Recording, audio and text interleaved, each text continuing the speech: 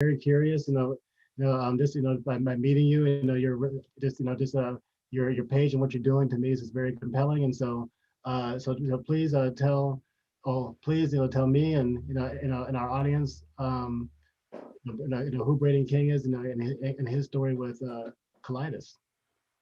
Awesome. So I'll pretty well start with, we'll go back a few years. So in May 2019, I was diagnosed with ulcerative colitis through a biopsy. I posted up a story the other day about how that whole process sort of went, but really the nuts and bolts of it, I'm actually part of the Australian Army. So down under here. Cool. And we were out on an exercise. We're out in some pretty harsh environment. You describe it pretty well as the desert. So we're out there and I came down really sick. I got rash all down my face, got really sick, started bleeding in the stool, got back and I go to the medical center. Like, what's going on with me? This is crazy. So they do some tests and they're like, oh yeah, you got hemorrhoids. You're going to go in for a colonoscopy, you get those banded, you'll be all good. So I go in colonoscopy, do all the prep, as you guys would know, absolutely horrible experience. Jump into that one and I wake up, I'm the last patient of the day. And the doctor says to me, he's like, at the end of the bed, bag on. He's like, yeah, so I'm pretty sure you have an inflammatory bowel disease. I'm heading off. The nurse will book you in to come and see me next week. And he just left me like that. And that's pretty well how I just got this real fast jump into it. Being a young, male in Australia, fit, healthy, active, I thought, hey, this could never happen to me. And then blink of an eye, 1 minute I'm outfield doing the thing I love. And the next minute I've been told I've got an inflammatory bowel disease and later got diagnosed with ulcerative colitis. That's pretty well the nuts and bolts of how it happened. Wow. And so, when that doctor, left the room, what was going through your head? So I pretty well sat there and I was in shock. I was coming out from obviously being under for the surgery, for the procedure. So I'm waking up and I look at the nurse. I'm like, did I hear him right? Did he just say I have a bowel disease? And she's like, yeah, he said that you have a chronic condition. I'm like, nah, that can't be right. Like, we've heard him wrong. And she just hands me this envelope with the photos taken from the colonoscopy and the little letter in there. And I just broke down. I was sitting there in this hospital, absolute broke down, did not know what to do. As you would know, being a veteran, you're not always around your family and friends. You're always quite some distance away. So I was actually just moved to Adelaide. I'd been here about a month at the time. And I had nobody here. So no social network, no support network. I just sat there, absolute bawled my eyes out and sucked it up after that and just got to it. That sounds pretty normal. Yeah. And so that's there's I think that's there's so many folks out there that feel like it's not okay to share that and we're all human. This is again this kind of information brought on to you is a lot. And so it's totally normal to process that. And so but I'll let Renique and CJ go. CJ, you want to share? Ask a question on me. I can go. You can go. Okay, Braden. So I want to say first, I know that it was very uncomfortable to just be told just like that. Okay, well, you have this. Have a good day. Bye bye. You looking like, what in the world is going on? And that's kind of sort of how my experience was. Got told I had ulcerative colitis in 2011. You can't eat this, that, and that. Have a good day. Totally no comfort, no compassion, no understanding, no question and answer session. So I can only imagine how that felt for you. So now, what type of medication regimen or healthy lifestyle are you doing now since being newly diagnosed? Yeah. So I went through the whole suppository phase at the start. So I was on a pentasa suppository and a steroid suppository to try and really kick it in the butt. Mm-hmm. It was ebbing and flowing, worked a little bit, didn't work other times. I was having massive amounts of flare-ups and then we finally got it under control. So got it under control and I'm like, I can't keep doing this. I can't keep taking a suppository. It's driving me mad. It's uncomfortable. It was impacting on relationships in my life. It was quite difficult. So I spoke to the doctor and we got on a oral medication and I tried that for a little bit. The side effects were just horrendous for me. So we tried another oral medication, same thing, side effects were no good again. So I actually went out and I did my own research.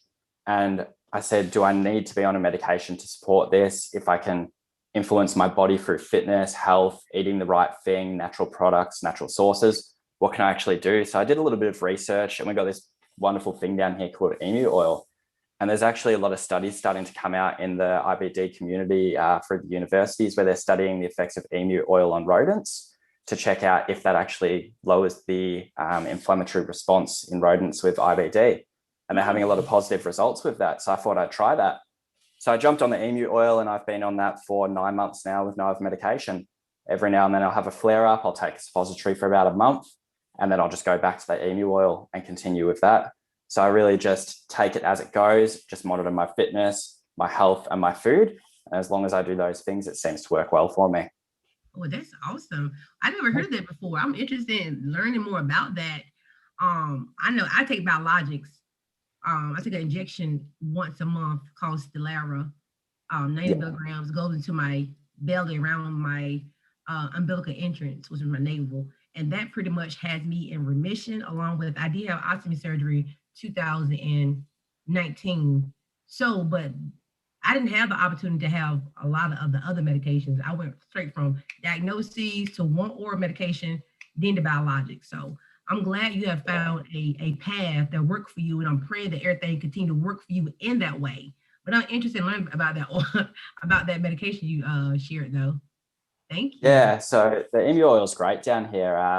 So it was used for a long time in our Indigenous community. So they've used it for many, many, many years, emu oils. And so there's been a whole lot of, as you know, Indigenous communities obviously have their own stories and their own research without being research in their communities. And it's good that we've actually looked at that, taken that, and we're trying it a little bit.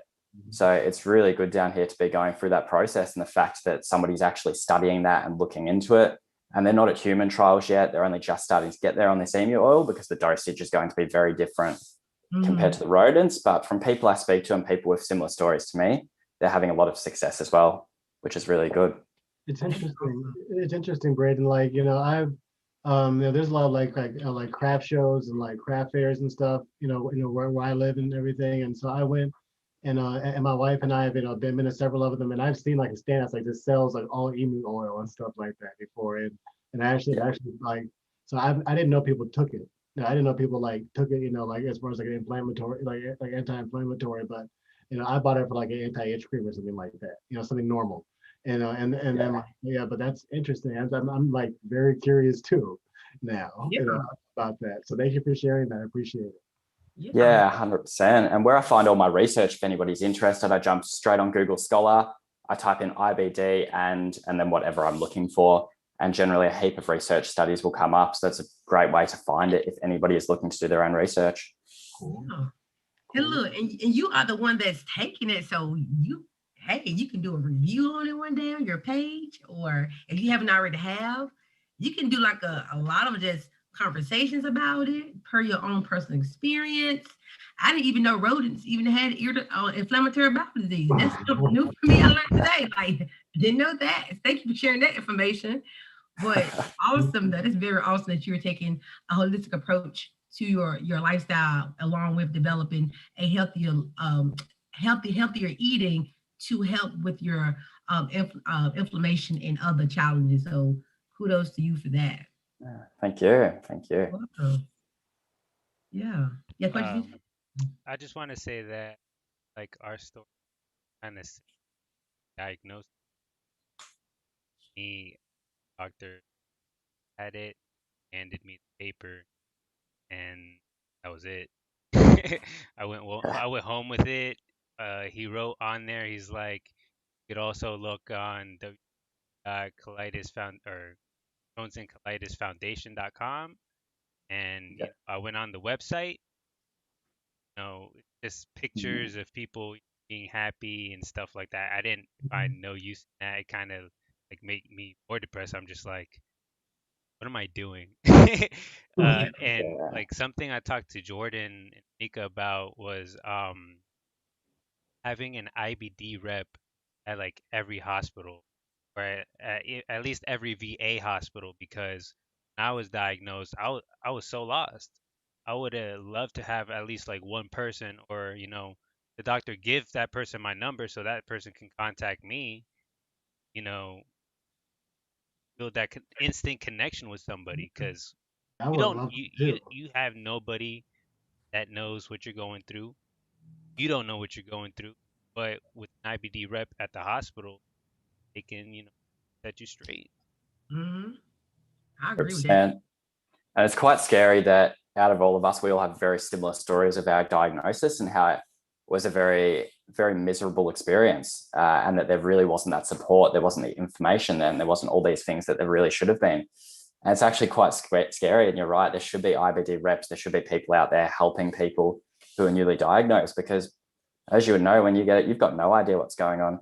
You're like, is my life going to change? Is it not? What's going to be different? And just absolute no idea. Especially being like veterans, like from having that lifestyle change. For me, I went from being super active to now, like I used to be like once, now I'm around like 5, around there, and Yeah. I'm barely exercising. Fatigue is like working me. I'm on my like third biologic, and it's a rough journey for myself. Like it's a mental battle. It's an everyday thing, but you know, having this community, this IBD community I'm a part of on Facebook and on Instagram, is much everything. Yeah, Yes, 100%. And it's good to have that community there to support you, especially as you go through those things. definitely. I'm just so excited that I was doing some research recently, and I was like, where did the word? Because back it up, I have Crohn's now. So 2015, now I have Crohn's from 2015 to now. I was like, where did this come from? So I learned that it was I think a doctor, a gastroenterologist, I could be wrong, I think I read it correctly, that developed or discussed this is like I think in the 19s, in the 70s. So we're not that long, we're not like, this is kind of like new. It's not like something been out for years, which it probably was, but I don't think it never was a name attached to it. And I think now a lot of younger individuals, we're more open to sharing. We're more confident. We're doing more connection. Social media has made everyone so accessible, and we're putting the word out there. So it's like every day I'm meeting somebody new that has a form of inflammatory bowel disease, whether it be ulcerative colitis, whether it be Crohn's, whether it be whatever. So I'm glad the community is supportive, as CJ has said, and that we are there to assist, because the doctors, they know the medical side of it, but unless they are also a patient themselves, out there to understand the psychological and physiological aspect of what we go through as patients outside of just having a diagnosis, if that makes sense. So that's pretty much what I have on that part. That's where I'm at with that. Yeah, that's it. And the communities out there are great, with the whole Instagram, Facebook, Yeah. everything else there is. It's actually such a good opportunity for people to connect with other people, to share their stories, to seek information. It's this great way that we can pass around information quickly that we previously couldn't have done. If you look 10, 15 years ago, it wouldn't have happened. They would have been in the dark with a little print off PDF from the doctor, and that's it. So That's scary. Think about that. Scary to think about. I'm sorry. Go ahead, Jordan. Yeah. A couple of questions. One is, and what do you do, today to keep a positive mindset? And then also, and I'm, about bowel fit. And so, how did that start? And and what do you hope to accomplish with it? okay, great. So I'll start with the positive mindset. So what I try and do is I try and do something every day for me. And for me, that's training in one way or another. I absolutely love the gym, love training. When I went through, and it sort of, the fatigue really kicked in at the start, I was struggling to train. I was absolutely hating that because I couldn't do it. So no matter whether it's a 5-minute training session and just doing something very small, if I'm in a higher fatigue state or a higher inflammatory state, I'll do that rather than not doing anything. So that's really the big thing for me. And by doing that, it helps my mental well-being, my mental health, and it really just keeps me, with really good clarity of mind and able to continue through. So that's what I do to keep my headspace right as I continue to go through this and everything else. Awesome. Yeah. And so, yeah. And then, and then bowel fit. Yeah. So so I mean, that's kind of what struck me. That's a really cool concept and stuff. And so, so like what, And what do you, what do you hope to accomplish with that? What are your plans for it? That kind of thing. Curious.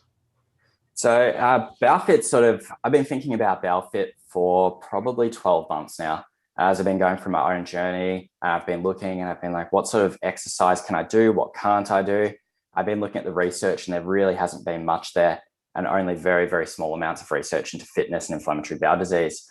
So my idea of BowFit is to increase over time and help people purely with inflammatory bowel disease to regain their fitness, to feel better about themselves, and really just to work on their body so that they're finding themselves in a happy place. Because as you know, when something goes wrong with your body, it can be a very miserable experience. So to have people feel better inside their own skin, to look a bit better, to feel a bit better, it's going to be huge for them. So that's my whole idea, to provide the information there for those who want to take that information and use that in whatever way they want to.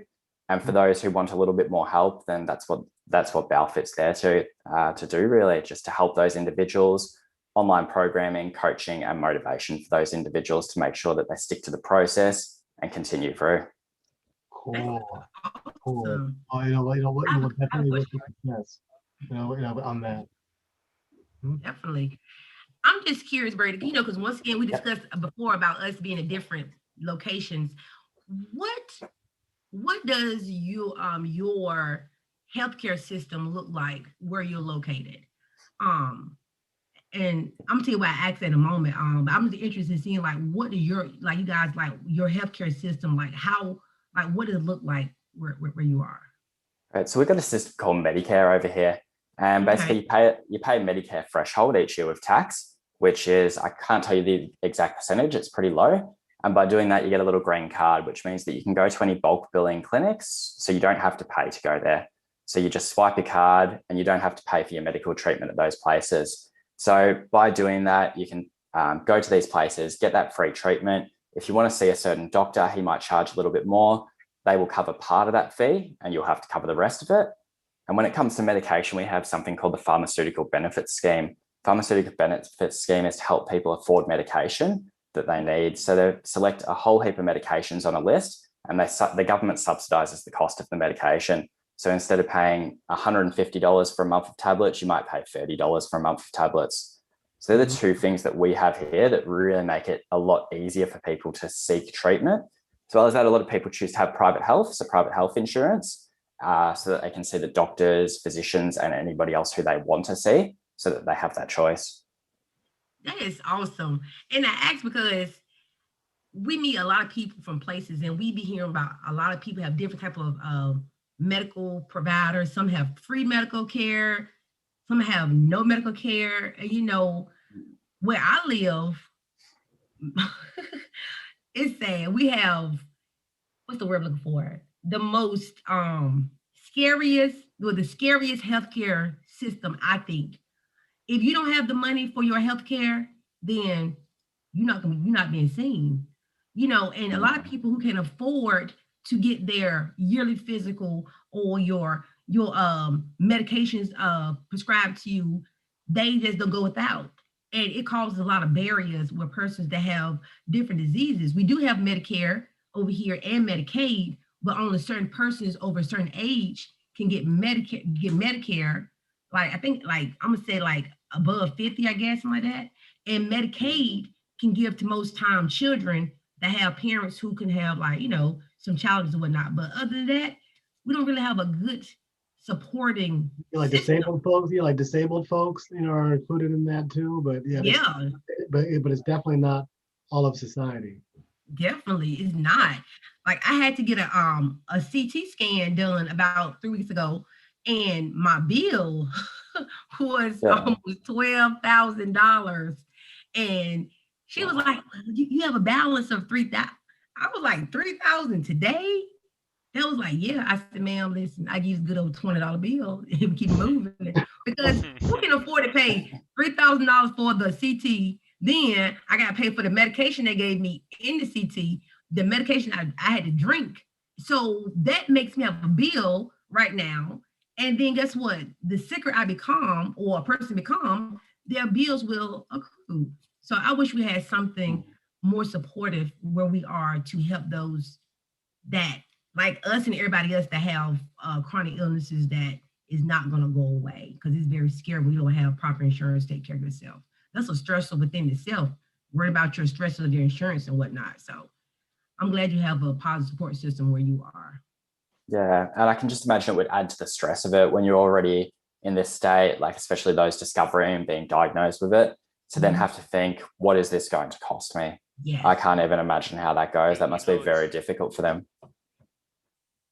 Sorry, guys. That when I was starting my journey, I was trying to get set up with VA, so I didn't have any insurance, but I was getting symptoms, so I had to go private insurance um, through my parents, and they paid and everything, but there was a time where I had to go to the ER times, and I swear to you guys, they billed me a year later for each of those visits an extreme amount, like $500, $700 one day. That made me, not want to keep going. I'm just like, I'm not going to the hospital. I'm gonna have to tough this one out because I don't have that 700.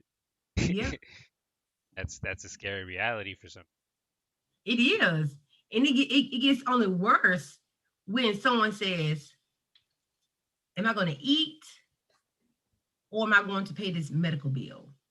Okay, I might want to eat. So I wish we had support like other places have and like you have. That's awesome. It really is. And just help me. Just I Yeah, yeah. I mean, like, the United, like the United States is, is like one of the very few countries in the world that don't have it, they have not figured that part out yet. Yeah, we're not So, figuring it out yet. so, but that's but anywho, changing the subject. Um, so besides being, Balfour Braden, what else do you like to do in your free time, man? So aside from that, I really love wine, right? Which, as you know, sometimes doesn't quite work well with the old IBD.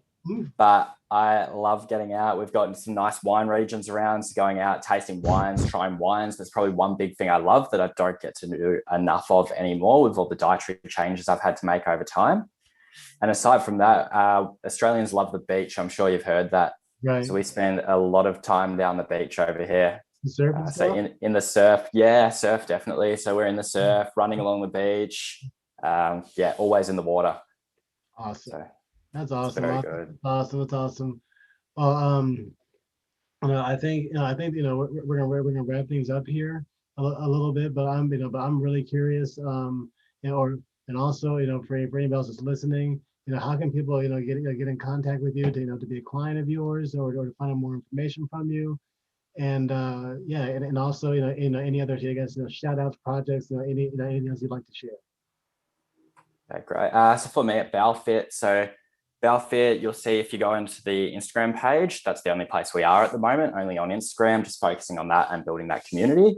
The link tree down in the bio there, you can jump on that link tree. There's an apply for coaching button on there where you can go through, fill out a Google form. And there's also a website where you can fill out information. Currently, right now, I'm just focusing on getting free information out there and giving people the very best information they can. So right now, I'm not taking on any clients in that space. In the future, I will be. Right now, I'm just trying to connect with as many people as I possibly can, hear their stories, understand their pains, understand their struggles, so we can really develop the best experience for people, because the last thing we want to do is start somebody off with this experience and not have it being the very best that they need and being able to give them the support that they need. So really, it's just in that phase right now of talking to people. So reach out, message us, we'll have a chat, and I'll be in contact with you. Awesome. Yeah.